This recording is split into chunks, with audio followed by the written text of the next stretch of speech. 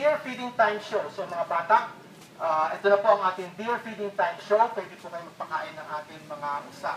Mga bata, noon buhat dito sa Malabon hanggang sa Baguio, 12 hours po tayo bago makaabot sa Baguio. At dirt road lang po yan. Kaliwa kanan to, maraming usa, maraming ibon, maraming kalaw, maraming sasaring ibon po at sasaring hayop.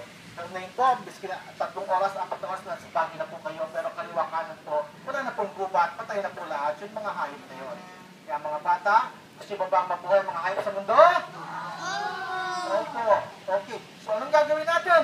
Reduce, reuse, recycle. Sabay-sabay po tayo. Reduce, reuse, recycle. Para mabuhay pa po ang ating mga hayop sa mundo. So, natandaan niyo po yun na yung buhat sa Malabon hanggang Baguio na yun, wala na pong mga 10 million to 20 million animals na yun, patay na po lahat yun. Wala na pong natira dahil wala na po silang gubat, wala na silang tirahan. Kaya po sa Malabon Zoo, ang ginagawa sa mga bata, tinuturuan natin silang mag-reduce, reuse, recycle, at plant a tree today para po mabuhay pa ang mga hayop sa mundo. Yan po ang mensahe ng Malabon Zoo.